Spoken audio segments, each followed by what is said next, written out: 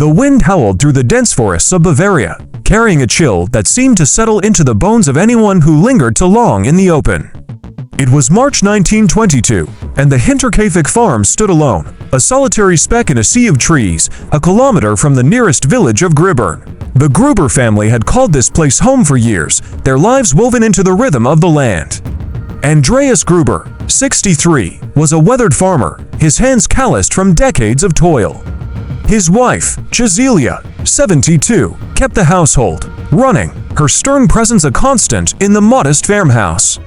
Their widowed daughter, Victoria Gabriel, 35, worked alongside them, her energy split between farm duties and her two children, Cecilia, 7, and Joseph, 2. The family was insular, their world confined to the farm's boundaries, where the only sounds were the lowing of cattle and the rustle of leaves.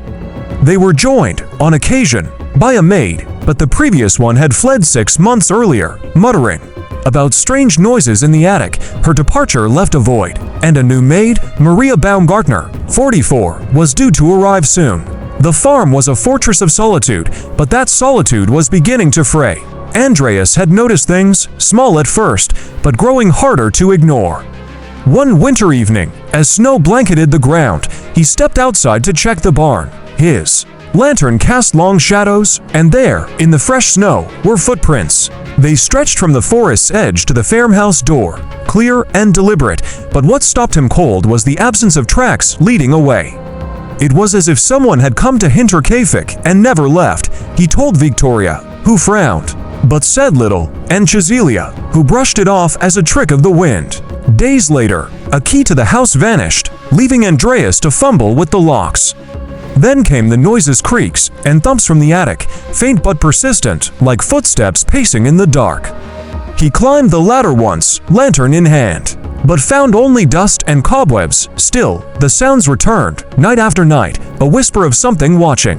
One morning, he found a newspaper on the porch, its pages unfamiliar, not one they subscribed to. He mentioned these oddities to a neighbor, Lawrence Schlittenbauer, but pride kept him from alerting the police. The Grubers were private, their troubles their own. The days ticked by, each one heavier with unease. Andreas began checking the locks twice, his eyes scanning the tree line for movement. Victoria, usually composed, seemed distracted, her gaze lingering on the attic hatch. Young Cecilia, with her bright eyes and endless questions, noticed her grandfather's tension, but was too young to grasp its weight. Joseph toddled through the house, oblivious, his laughter a fleeting warmth in the growing chill. The farm carried on, its routines unbroken, but the air felt charged, as if the forest itself held its breath. Maria Baumgartner was set to arrive on March 31st, a new presence to fill the silent rooms. The family didn't know it, but time was running out. The footprints, the noises, the missing key, they were not random. They were warnings, unheeded, of a darkness closing in. Hinterkaifeck, once a sanctuary, was no longer safe, and the night was coming when everything would change. March 31st, 1922. Dawn cold and quiet, the snow still clinging to the fields around Hinterkaifeck. Andreas rose early, his breath visible in the frosty air as he tended to the livestock. Victoria prepared breakfast, her hands moving mechanically, while Cecilia swept the kitchen, her eyes occasionally darting to the windows. Young Cecilia sat at the table, drawing pictures with a stub of pencil, and Joseph played nearby, stacking wooden blocks. The farm hummed with its usual rhythm, but there was a tension beneath it, a sense that the world was holding its breath. Maria Baumgartner arrived that afternoon, her suitcase heavy in her hands, her face weary from the journey. She was shown to her small room in the farmhouse, her presence a brief spark of normalcy. No one spoke of the strange occurrences, though Andreas's glances toward the attic betrayed his unease. The day unfolded like any other, with chores and small talk, but as evening fell, the farm seemed to shrink under the weight of the darkening sky. What happened that night would remain a mystery, pieced together only by the horrors left behind. The killer or killers moved with chilling precision. Andreas, Cecilia, Victoria, and young Cecilia were lured, one by one, to the barn. The tool was a mattock, its heavy blade wielded with brutal force. Andreas fell first, his skull shattered. Cecilia followed, her body crumpling in the hay. Victoria's life ended next, her strength no match for the attacker's ferocity. Young Cecilia, only 7, was the last in the barn, her small frame struck down with merciless accuracy. The bodies were stacked, covered with hay, as if to hide the carnage. Back in the house, Joseph slept in his cot, unaware, until the mattock found him too. Maria, only hours into her new role, was killed in her room, her blood staining the fresh linens. The farm fell silent, the only sound the creak of the house settling into its new reality. The killer did not flee. For days, they remained at Hinterkaifeck, an unseen presence among the dead. They ate bread from the kitchen, slicing it with the family's own knife.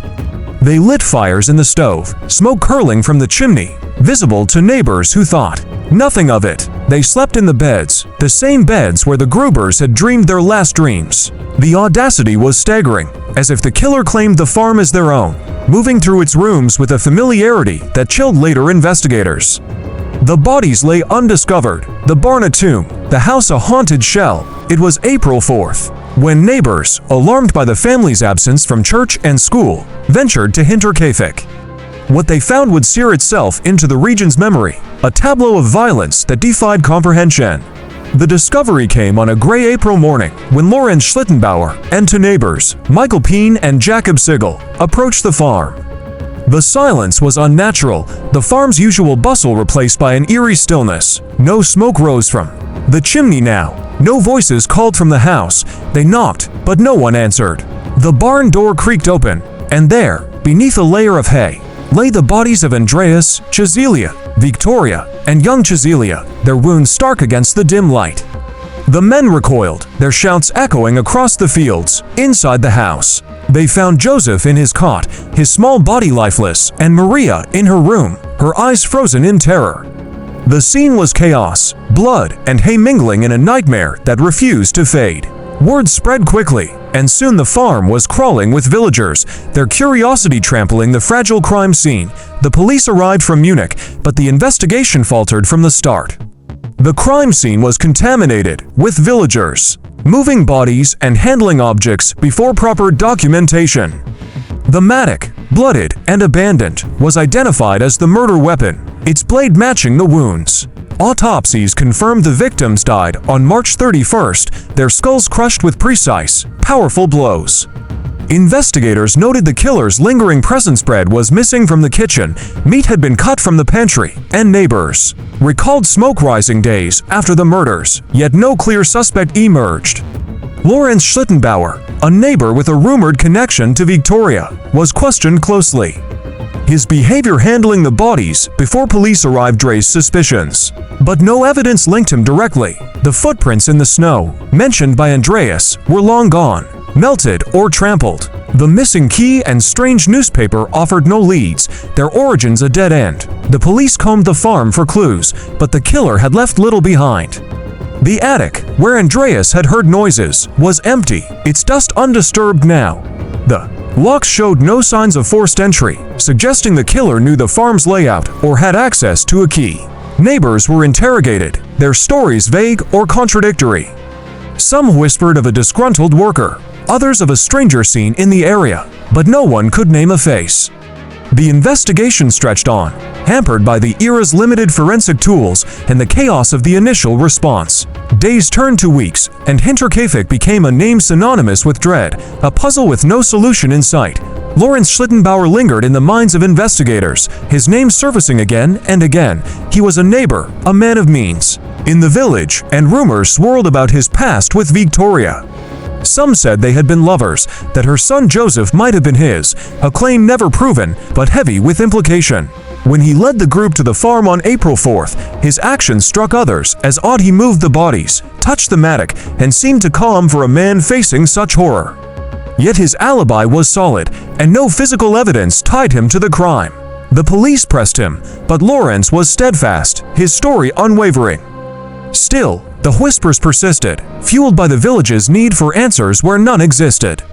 Other suspects emerged, a vagrant reportedly seen near Gruber, a former farmhand, with a grudge, but each lead crumbled under scrutiny. The killer's ability to vanish left investigators grasping at shadows. The farm itself became a focal point, its isolation both a clue and a curse. Hinterkaifeck's remoteness meant no witnesses, no screams heard in the night. The killer's decision to stay, to live among the dead, suggested a chilling confidence, perhaps a familiarity with the farm's rhythms. Some theorized a family dispute, pointing to the Gruber's insular nature and rumored tensions with neighbors.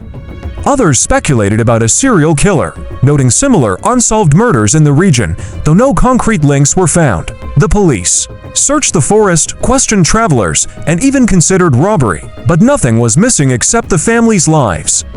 The strange newspaper, the attic noises, the footprints all pointed to a calculated act, yet the motive remained elusive. The case grew cold, the farm a silent monument to its own tragedy. By summer, Hinterkaifeck was abandoned, its fields untended, its rooms empty.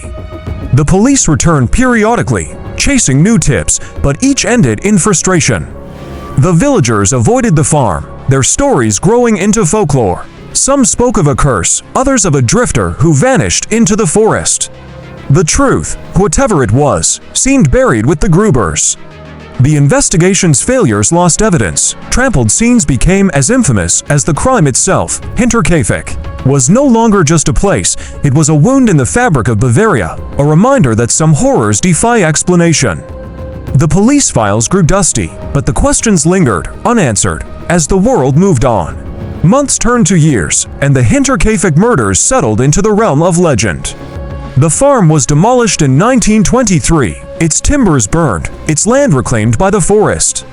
Yet the story refused to die. Villagers passed it down, each retelling. Adding a layer of mystery, the case drew attention beyond Bavaria, its details too chilling to ignore.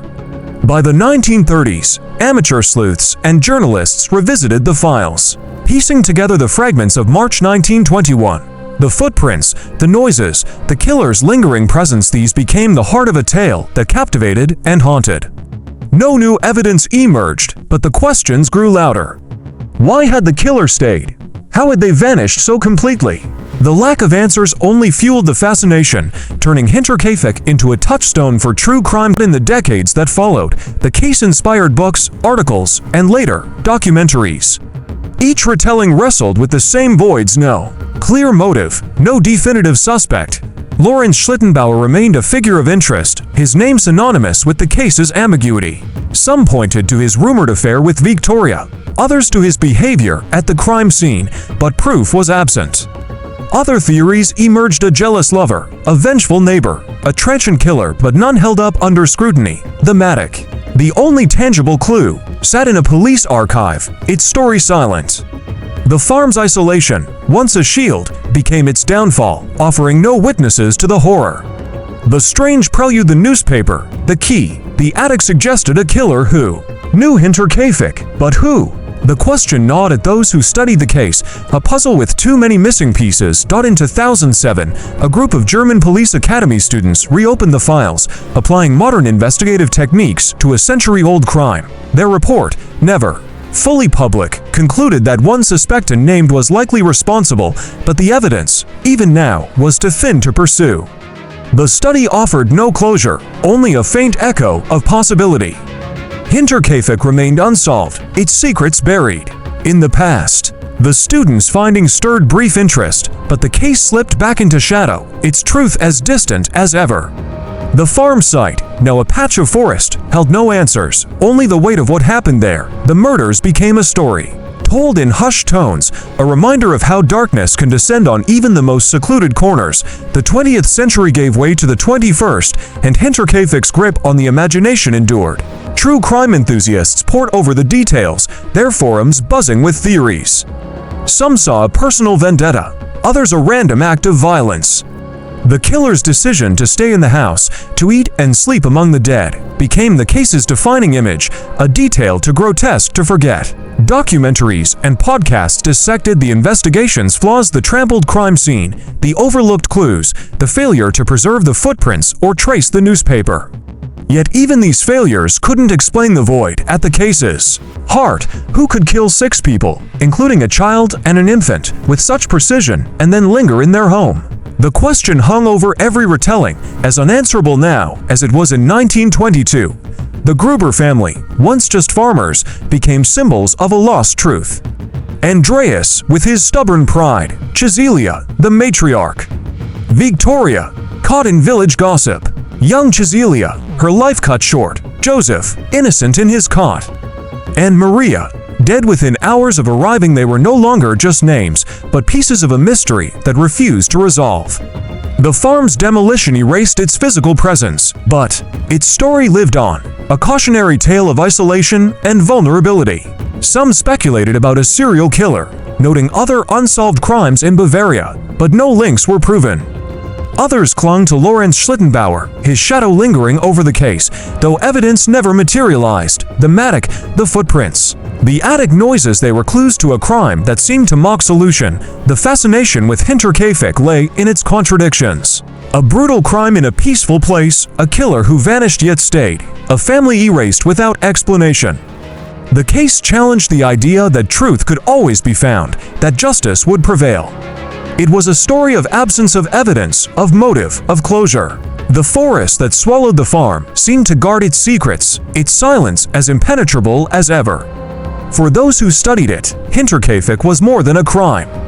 It was a mirror, reflecting the limits of understanding. The murders were a wound that time could not heal, a question that echoed through the years, unanswered. A century later, Hinterkaifeck remains a name that chills. Its story has been told and retold, each version grappling with the same unyielding mystery.